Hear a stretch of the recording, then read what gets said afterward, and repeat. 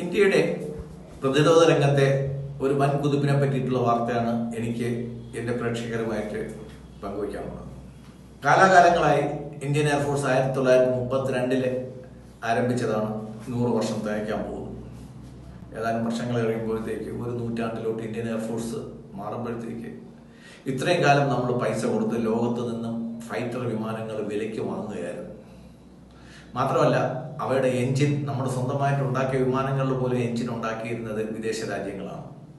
നമ്മൾ ആയിരക്കണക്കിന് ലക്ഷക്കണക്കിന് കോടി രൂപ ഇത്രയും കാലം നമ്മൾ ചെലവാക്കിയിട്ടും ആരും നമുക്ക് ഒരു ടെക്നോളജിയും ഷെയർ ചെയ്തിട്ടില്ല എന്നുള്ളത് ഏറ്റവും വലിയ ഒരു ദയനീയമായ ഒരു അവസ്ഥയാണ്. എന്നാൽ അതിന് ചില എക്സംഷൻസ് ഇല്ല എന്നല്ല. Su-30യുടെയും MiG-21ന്റെയും MiG-29ന്റെയൊക്കെ ചില ടെക്നോളജികൾ ഇന്ത്യയിൽ നമുക്ക് അവർ തന്നിട്ടുണ്ട്. MiG-21 ഇന്ത്യയിൽ നമ്മൾ നിർമ്മിച്ചിരുന്നു എങ്കിലും അതിൻ്റെ എൻജിൻ പാർട്സുകളൊന്നും നമ്മളല്ല നിർമ്മിച്ചിരുന്നത്. അതിൻ്റെയൊക്കെ കുത്തക എപ്പോഴും റഷ്യക്കായിരുന്നു.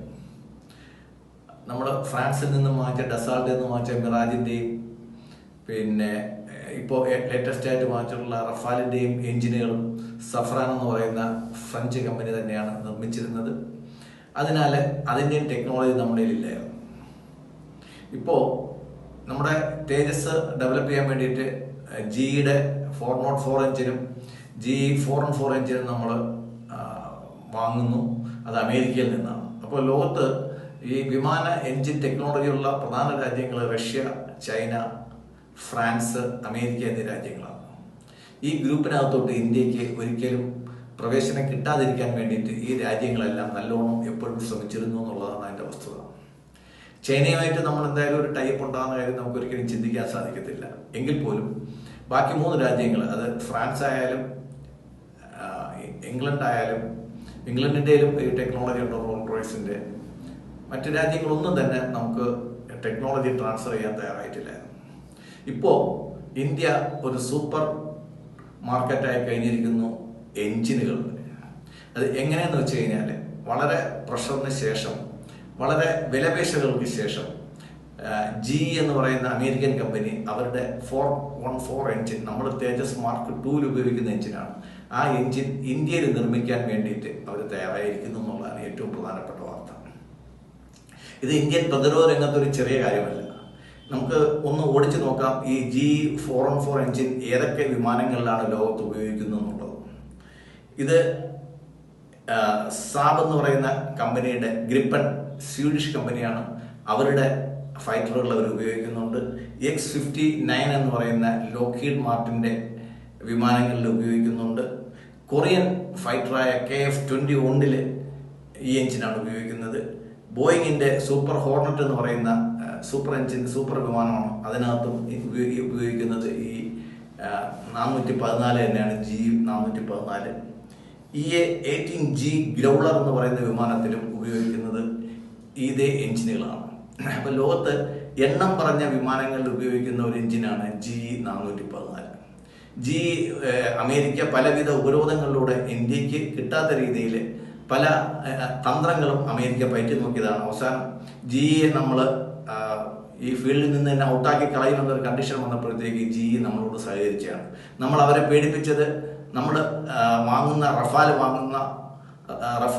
വാങ്ങുന്ന റഫാലിൻ്റെ എഞ്ചിൻ നിർമ്മിക്കുന്ന സഫ്രാൻ കമ്പനിയുമായിട്ട് ഒരു ടൈപ്പ് ഉണ്ടാക്കിയപ്പോഴത്തേക്കാണ്. അപ്പോൾ അവർക്കൊരു ഭയമായി. നമ്മൾ സഫ്രാൻ ഇന്ത്യയുടെ മൊത്തം ഫൈറ്റർ എഞ്ചിൻ മാർക്കറ്റ് കൈയടക്കി കഴിഞ്ഞാൽ GEക്ക് പ്രവേശനം ഇല്ലാതാവുമെന്ന് പേടിച്ചിട്ട് തന്നെയാണ് അവർ ഇതിന് തയ്യാറായത്. ഇതിൻ്റെ കൂടെ നമ്മൾ ചേർത്ത് വായിക്കേണ്ടത് Su-57 എന്ന് പറയുന്ന റഷ്യയുടെ ഏറ്റവും സൂപ്പറായിട്ടുള്ള വിമാനങ്ങൾ ഇന്ത്യയിൽ നിർമ്മിക്കാമെന്നും ടെക്നോളജി വരെ കൈമാറ്റം ചെയ്യാമെന്നും അവർ സമ്മതിച്ചിട്ടുണ്ട് എന്നുള്ളതാണ്. എന്നാലും ഇന്ത്യ അക്കാര്യത്തിൽ വലിയ താല്പര്യം പ്രകടിപ്പിക്കാത്തതിൻ്റെ പ്രധാന കാരണം റഷ്യ നമുക്ക് തരുന്ന എല്ലാ ടെക്നോളജിയും, അത് സാറ്റലൈറ്റ് ആയിക്കോട്ടെ, അല്ലെങ്കിൽ റഡാർ ടെക്നോളജി ആയിക്കോട്ടെ, അല്ലെങ്കിൽ ഏവിയോണിക്സ് ആയിക്കോട്ടെ, അല്ലെങ്കിൽ വിമാന എഞ്ചിൻ ആയിക്കോട്ടെ, ഇതെല്ലാം റഷ്യ എപ്പോഴും ചൈനയ്ക്കും ഷെയർ ചെയ്യുന്നുണ്ട്. ഇപ്പം നമ്മുടെ ലോകത്തെ പ്രധാനപ്പെട്ട എതിരാളികളായിട്ട് വരുന്നത് ചൈനയാണ് പുതിയ ലോകക്രമത്തിൽ. പാകിസ്ഥാൻ അവരുടെ പായും തലേണയൊക്കെ മടക്കി ഒരു പൊയ്ക്ക് കഴിഞ്ഞു. പാകിസ്ഥാൻ നമുക്ക് ഇന്നൊരു ത്രെട്ടേ അല്ല. ഇപ്പം നമുക്ക് മുമ്പുള്ള ഏക ത്രെട്ട് ചൈനയാണ്. ഇപ്പം ചൈനയ്ക്ക് ഇന്ത്യക്ക് നൽകുന്ന അതേ ഉപകരണങ്ങൾ ചൈനയ്ക്ക് അവർ ഷെയർ ചെയ്യുമ്പോഴത്തേക്ക് നമുക്ക് അവരോടുള്ള താല്പര്യം കുറഞ്ഞു വരുന്നത് നമ്മുടെ മിസ്റ്റേക്ക് അല്ല, അത് അവരുടെ തന്നെ മിസ്റ്റേക്കാണ്.